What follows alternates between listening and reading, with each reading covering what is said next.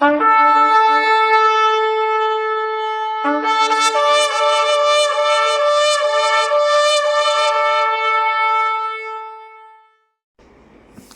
இயேசு கிறிஸ்துவின் நாமம் மகிமைப்படுவதாக. இந்த நாளிலும் கூட நாம் கர்த்தருடைய வார்த்தையாய் எ மதர்ஸ் லவ், தாயின் அன்பு என்கின்ற தலைப்பில் கர்த்தருடைய வார்த்தையை தியானிக்க இருக்கிறோம். கூர்ந்து கவனியுங்கள். இந்த செய்தி நிச்சயமாகவே உங்கள் வாழ்க்கையில் எது உண்மையான அன்பு, இந்த அன்பு நமக்கு என்ன காரியங்களை செய்து கொண்டிருக்கிறது என்பதை குறித்து ஒரு பெரிய விளக்கத்தை தெரிந்து கொள்ளப் போகிறீர்கள்.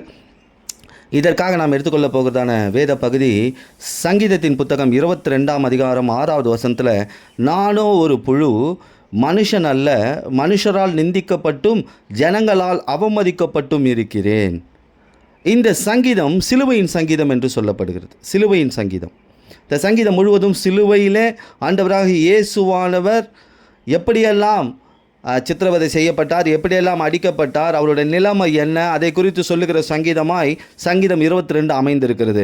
இதற்கு உதாரணமாய் சங்கீதம் 22:1 வாசித்து பார்த்தீர்களானால், என் தேவனே என் தேவனே என்னை ஏன் கைவிட்டீர். இதை தான் ஆண்டவராக இயேசுவானவர் சிலுவையில் பேசுகிறார், ஒரு வார்த்தையை எடுத்து பேசுகிறார். இந்த சங்கீதத்தில் சிலுவையில் இயேசுவானவர் எல்லா பாடுகளும் அனுபவித்தாரோ அந்த பாடுகள் எல்லாம் தீர்க்க தரிசனமாய் தாவீது எழுதி வைத்திருக்கிறார். ஒரு தரிசனமான ஒரு வார்த்தை. இதெல்லாம் சிலுவையில் நிறைவேறினது. ஆண்டவராக இயேசுவை தாவீதானவர் புழு என்று எழுதுகிறார். அவர் நிந்திக்கப்படுவார், அவமானப்படுத்தப்படுவார். ஆனால் இந்த இடத்துல புழு என்று சொல்லுகிறார். இன்றைக்கு நாம் சில நேரத்தில் நான் புழு, நான் குப்பை அப்படிலாம் சொல்லிக்கிறோம். இனிமேல் இந்த செய்தியை கேட்குறவங்க நான் புழுன்னு சொல்ல மாட்டோம்.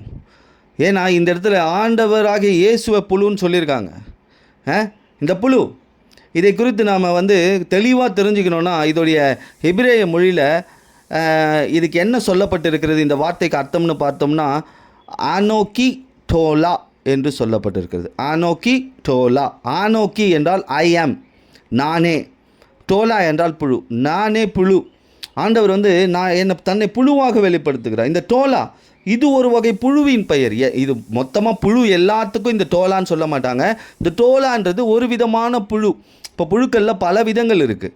பல புழுக்களை பார்க்குறோம். மண்ணில் வளரக்கூடிய புழுக்கள், செடியில் வளரக்கூடிய புழுக்கள், மலையில் வளரக்கூடிய புழுக்கள், அதே போல் பாறைகளில் வளரக்கூடிய புழுக்கள்.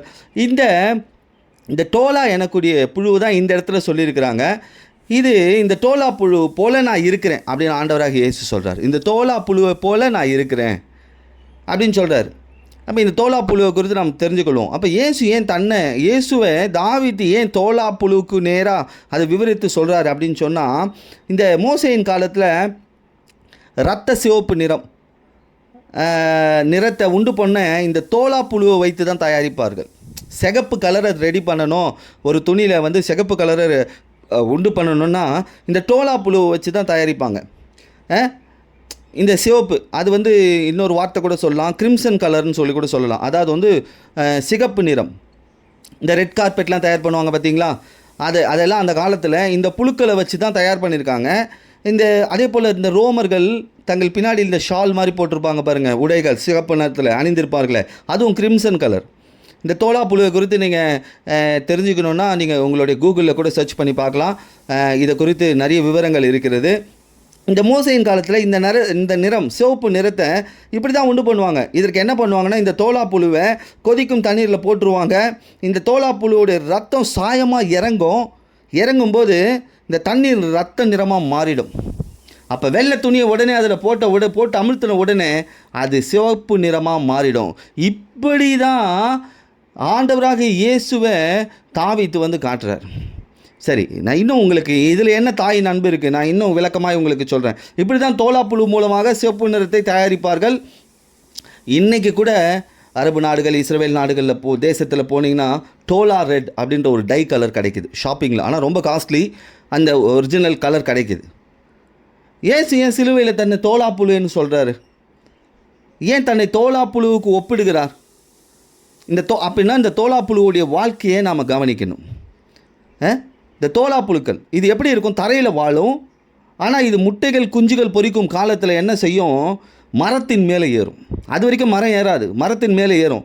ஏறின உடனே தன்னுடைய சரீரத்தை மரத்தோடு எடுக்க முடியாதபடி ஒட்டிக்கொள்ளும்.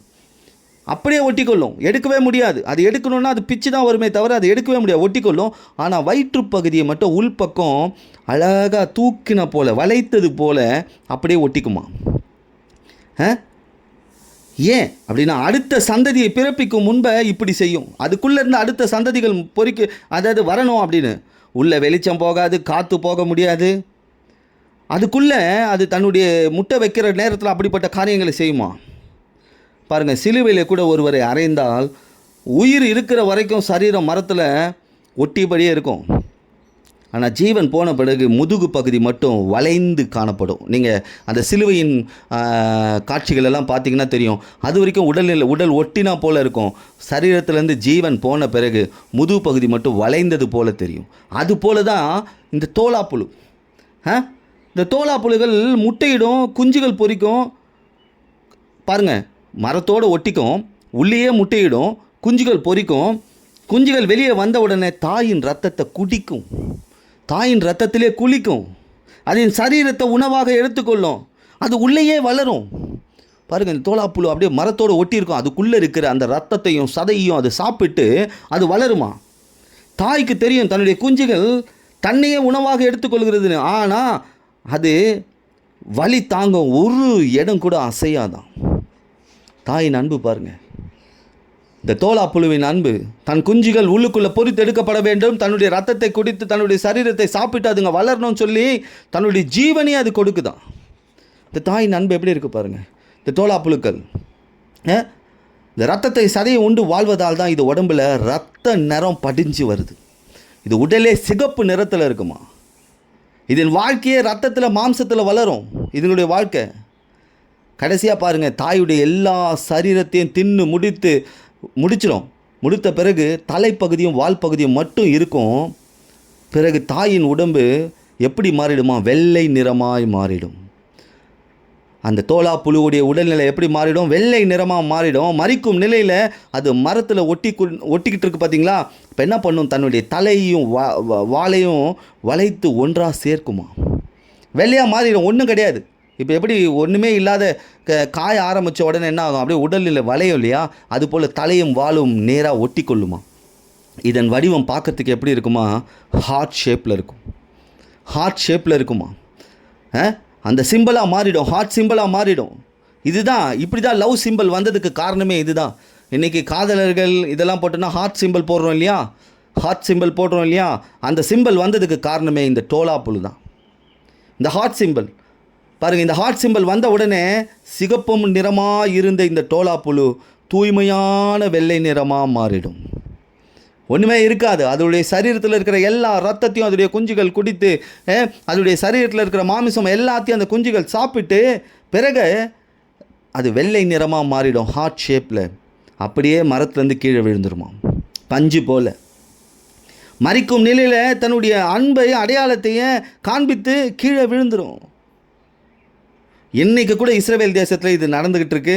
இஸ்ரவேல் தேசத்தில் முழுவதும் அங்கங்கே இந்த மாதிரியான தோலாப்புழுக்களுடைய அந்த வெண்மை நிறம் படிந்த அந்த ஒன்றுமே இல்லாத சரீரத்தை காண முடியும்.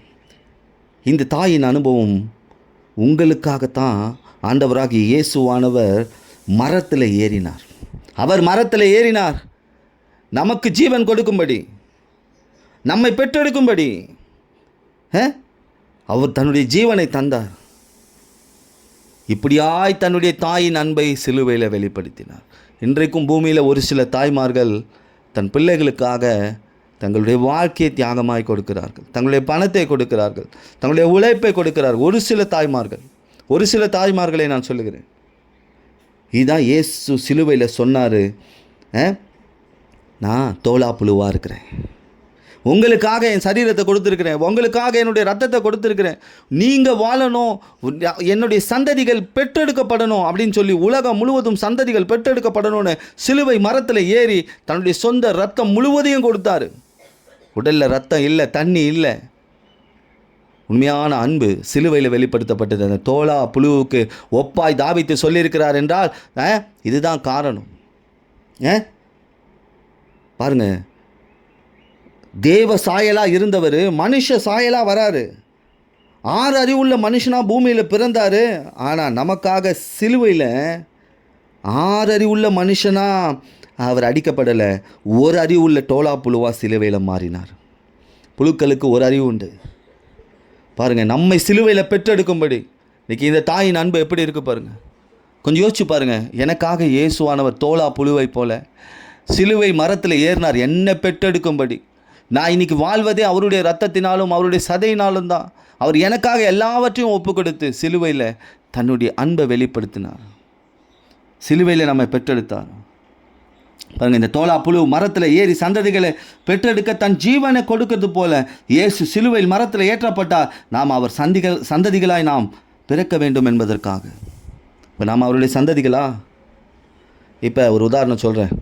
திருமணம் செய்யறதுக்கு முன்னாடியே ஒரு பெண்ணுக்கிட்ட போயிட்டு, நீ திருமணம் செய்த பிறகு ஒரு குழந்தையை பெற்றெடுத்த பிறகு நீ நிச்சயமாக மறிப்ப, நிச்சயமாக நீ செத்துருவ அப்படி சொன்னால் யாருமே திருமணம் செய்து கொள்ள மாட்டாங்க. யாருமே திருமணம் செய்து கொள்ள மாட்டாங்க. எந்த வீட்டிலையா பெண்ணை கொடுப்பாங்களா? கல்யாணம் குழந்தை பிறந்த உடனே இந்த பொண்ணு செத்துருங்க அப்படின்னு சொன்னால் பெற்றவங்க கூட பெண்ணை கொடுக்க மாட்டாங்க. இயேசுவுக்கு தெரியும், என் சந்ததிகளை நான் பெற்றெடுக்க என் ஜீவனை நான் கொடுத்தாக வேணும், என் உயிர் கொடுத்தாக வேணும், என்னுடைய சரீரத்தை கொடுத்தாக வேணும், என் ரத்தத்தை கொடுத்தாக வேணும். அப்படி தான் சிலுவையில் உங்களையும் என்னையும் ஆண்டவராக இயேசுவானவர் பெற்றெடுத்துக்கிறார். ஏசி 53ஆம் அதிகாரம் 10ஆம் வசனம் வாசித்து பாருங்கள். கர்த்தரோ அவரை நொறுக்க சித்தமாகி அவரால் பாடுகளுக்குட்படுத்தப்பட்டினார். அவருடைய ஆத்துமா தன்னை குற்ற நிவாரண பலியாக ஒப்பு கொடுக்கும்பொழுது அவர் தமது சந்ததியை கண்டு நீடித்த நாளாக இருப்பார். கர்த்தருக்கு சித்தமானது அவர் கையினாலே வாய்க்கும். அவர் சந்ததியை அவர் பார்க்க வேண்டும் என்பதற்காக நாம் அவருடைய சந்ததின்னு சொல்லிக்கிறோன்னா, இன்றைக்கி என் இயேசு சிலுவையில் தோலா புழுவை போல எனக்காக அவருடைய சரீரத்தையும் இரத்தத்தையும் கொடுத்துருக்கிறார். அவருடைய இரத்தத்தினால என் வாழ்க்கை மாற்றப்பட்டிருக்கு. இதை விசுவாசிக்கணும். இப்படி பிறந்தவர்கள் நாம். நம்ம தாய் நம்மளை பெற்றெடுத்தது மட்டுமல்ல, ஆண்டவராக இயேசுவானவர் நம்மை சிலுவையில் பெற்றெடுத்திருக்கிறார்.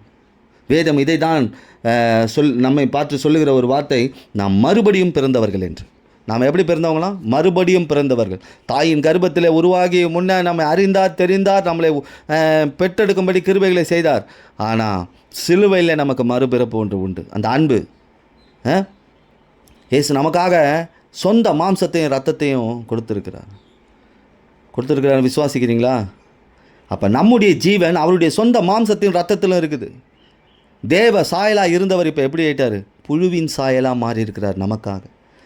ஏனெனில் ஆதியாகமம் 9ஆம் அதிகாரம் 4ஆவது வசனத்தில் மாம்சத்தை அதன் உயிராகிய ரத்தத்தோடு புசிக்க வேண்டாம் அப்படின்னா பாருங்கள், இங்கே சொல்லியிருக்கு, ஒரு ஆட்டையாவது மாட்டையாவது அது ரத்தத்தோடு சமைத்து புசிக்கக்கூடாது. பழைய ஏற்பாடு சட்டம் இது நியாயப்பிரமாணத்துக்கு முன்பாக சொல்லப்பட்ட வார்த்தை. காரணம், இப்படி ரத்தத்தோடு மாம்சத்தோடு சாப்பிட்டா அந்த மிருகத்தின் சுபாவம் தான் நமக்குள்ளே வரும், மிருகத்தின் ஜீவன் தான் வரும். அதனால தான் அந்த ரத்தத்தோடு அதை சமைத்து சாப்பிடாதீங்க அப்படின்னு சொல்கிறாங்க. ஆனால் புதிய ஏற்பாட்டில் கிறிஸ்துவின் மாம்சத்தையும் அது ரத்தத்தையும் புசியுங்கள், அப்பொழுது கிறிஸ்துவின் ஜீவன் உங்களுக்குள் வரும், கிறிஸ்துவின் சுபாவம் நமக்குள்ளே வரும். அவருடைய மாம்சத்தையும் அவருடைய ரத்தத்தையும் நாம் எடுத்துக்கொள்ளும் பொழுது நமக்கு என்ன கிடைக்கிது? அவருடைய சுபாவம் நமக்குள்ளே வருது, அவருடைய அன்பின் சுபாவம் நமக்குள்ளே வருது, அவருடைய கீழ்ப்படிதல் சுபாவம் நமக்குள்ளே வருது. இப்போ இன்றைக்கு திருவிருந்து அப்போ திராட்சை ரசம் எடுத்துக்கொள்கிறோமே, இதை வெறுமையாக இல்லை, கடமையாக இல்லை, விசுவாசத்தோடு எடுத்துக்கொள்ளும்போது அது நமக்குள் கிரியை செய்கிறதா இருக்குது. நிச்சயமாகவே விசுவாசிக்கிறவர்கள் கொஞ்சம் யோசிச்சு பாருங்கள். எனக்காக இயேசு தோலா புழுவாய் சிலுவையில் அவருடைய ரத்தத்தையும் அவருடைய சதையும் எனக்காக கொடுத்துருக்கிறார். என்னை பெற்றெடுக்கும்படி. என் தாய் என்னை பெற்றெடுத்தாங்க. அவங்க ஒரு நாள் போயிடுவாங்க, ஒரு நாள் அவங்க உலகத்தை விட்டு போயிடுவாங்க. ஆனால் இயேசு உலகத்தை விட்டு போனாலும் அவர் இன்னும் உயிரோடு இருக்கிறார். எனக்காக அவர் ரத்தத்தையும் சதையும் என்னை பெற்றெடுக்கும்படி கொடுத்திருக்கிறார். எபிரேயர் 10ஆம் அதிகாரம் 20ஆவது வசனம் சொல்லுகிறது, அவருடைய ரத்தத்தினால் நமக்கு தைரியம் உண்டாயிருக்கிறபடினால். அப்போ நமக்கு தைரியமே அவருடைய ரத்தத்தினால் தான் இருக்கான். அவர் ரத்தத்தினால் நாம் பெற்றெடுக்கப்பட்டிருக்கோன்னா எனக்குள்ள ஒரு தைரியம் இருக்குது. அதே 1 பேதுரு 2ஆம் அதிகாரம் 24ஆவது வசனத்தில் அவருடைய ரத்தத்தினால் நம்ம குணமானோம் என்று சொல்லப்பட்டிருக்கு. எனக்கு ஒரு தெய்வீக சுகம் அவருடைய ரத்தத்துக்குள்ளே இருக்குது. எபிரேயர் 9ஆம் அதிகாரம் 12ஆம் வசனத்தில் சொல்லப்பட்டிருக்கு, அவருடைய ரத்தத்தில் நித்திய மீட்பு இருக்குன்னு சொல்லி. என் வாழ்க்கையை மீட்டெடுக்கிற வல்லமை அவருடைய ரத்தத்தில் இருக்குது. எபிரேயர் 12ஆம் அதிகாரம் 24, 25 வசனங்கள் சொல்லுகிறது. நன்மையானவைகளை பேசுகிறான். எனக்குள்ள இயேசுவின் ரத்தம் ஊறி போயிருக்கு. தோலா புழு எப்படி தன் குஞ்சுகளுக்கு தன்னுடைய சரீரத்தையும் ரத்தத்தையும் கொடுத்து அதை மொத்தமாக அதே சிகப்பு நிறமாக மாற்றிருக்கோ, அப்படி போல் இயேசுவின் சுபாவமாக நான் மாற்றப்பட்டிருக்கிறேன். எனக்குள்ளேருந்து நன்மையானதை அது பேசி கொண்டு இருக்கிறது. வெளிப்படுத்தல் 1ஆம் அதிகாரம் 6வது வசனத்தில் பாருங்கள், என்னை ராஜாவும் ஆசாரியருமாய் மாற்றி இருக்கிறது இயேசுவின் ரத்தம். அவர் எனக்காக சரீரத்தை கொடுத்திருக்கிறார், ரத்தத்தை கொடுத்திருக்கிறார், என்னை ராஜாவும் ஆசாரியருமாய் மாற்றப்படி. சரி, இந்த ரத்தத்தை குறித்து இன்னொரு விளக்கத்தை சொல்லி நான் முடிக்கிறேன். உபாகமம் 30ஆம் அதிகாரம் 19ஆம் வசனத்தில், நான் ஜீவனையும், ஆண்டவர் சொல்கிறார் பாருங்க, நான் ஜீவனையும், ஜீவன்னா என்ன, நான் ஏற்கனவே சொன்னேன், ரத்தம் சொன்னேன், ஜீவனையும் மரணத்தையும் ஆசீர்வாதத்தையும் சாபத்தையும் உனக்கு முன்பாக வைத்தேன், ஆகையால் நீயும் உன் சந்ததியும் பிழைக்கும்படிக்கு. பாருங்க, சந்ததியும் பிழைக்கும்படி நீ ஜீவனை தெரிந்து கொண்டு. ஜீவன் என்றால் இயேசுவின் ரத்தம், ஆசீர்வதிக்கிற ரத்தத்தை தெரிந்து கொள். இந்த ஜீவன் ரத்தத்தை காண்பிக்கிறது, இந்த ஜீவன் ஆசீர்வாதங்களை காண்பிக்கிறது. ஆண்டவரே சொல்றார், நீ ஜீவனாகி ஆசீர்வாதத்தை தெரிந்து கொள். ஆசீர்வாதத்தையும் ஜீவனையும் ஒன்றா சொல்கிறாரு. இயேசுவின் ரத்தம், இந்த ஜீவன் நமக்கு ஆசீர்வாதமாக இருக்கிறது. இப்போ பாருங்கள், டோலா புழுவை போல அவர் தன்னுடைய சரீரத்தை சிலுவையில் ஏற்றப்பட்டு நம்மை சந்ததிகளாய் பெற்றெடுக்கும்படி நமக்கு என்ன பண்ணிருக்க, தன்னுடைய சரீரத்தையும் ரத்தத்தையும் கொடுத்துருக்கா. அந்த ரத்தத்தினால நீங்கள் சொல்ல வேண்டிய ஒரே ஒரு விசுவாச வார்த்தை, நான் இனி தைரியமாக இருப்பேன். எனக்கு தைரியத்தை அது கொடுத்துருக்கு. இயேசுவின் ரத்தம் எனக்கு தைரியத்தை கொடுத்துருக்கு. அவருடைய ரத்தத்தினால நான் குணமான, அவருடைய ரத்தத்தினால எனக்கு மீட்பு உண்டு. எனக்குள்ளே நன்மையான காரியங்கள் அந்த இயேசுவின் ரத்தம் செய்து கொண்டு இருக்கிறது. என்னை ராஜாக்களும் ஆசாரியமாக மாற்றுது. அது மட்டும் இல்லை, அவருடைய ரத்தம் என்னை ஆசீர்வதிக்கிறது. அப்போ சிலுவையில் இயேசுவானவர் தோலா புழுவாய் மாறினதற்கு காரணம், நம்மை ஆசீர்வதிக்க வேண்டும். அவருடைய இரத்தத்தினால் நாம் ஆசீர்வாதமாய் வாழ வேண்டும். அவருடைய சரீரத்தினால் நாம் ஆசீர்வாதமாய் வாழ வேண்டும் என்பதற்காக. நிச்சயமாகவே இந்த செய்தி, மதர்ஸ் லவ், தாயின் அன்பு, இந்த செய்தி உங்கள் வாழ்க்கையில் இயேசுவின் சிலுவை மரணம், அவர் எப்படி புழுவாய் தன்னை சிலுவையில் ஒப்பு கொடுத்தார் என்பதை குறித்து உங்களுக்கு ஒரு பெரிய விளக்கத்தை கொடுத்திருக்கும் என்று நான் விசுவாசிக்கிறேன். மறுபடியும் இந்த செய்தியை கேளுங்கள். கர்த்தர் நிச்சயமாகவே உங்களுக்காகவும் சிலுவையில் அடிக்கப்பட்டிருக்கிறார். அவருடைய ரத்தம், அவருடைய சரீரம் உங்களுக்காகவும் கொடுக்கப்பட்டிருக்கிறது. உங்களை மூடி மறைத்து பாதுகாத்து கொண்டிருந்து அவர் விண்ணுலகிலே இப்பொழுது உயிரோடு இருக்கிறார். விசுவாசிங்கள். நிச்சயமாகவே கர்த்தர் தாமே உங்களையும் உங்கள் குடும்பத்தையும் உயர்த்தி ஆசீர்வதிப்பாராக. ஆமென்.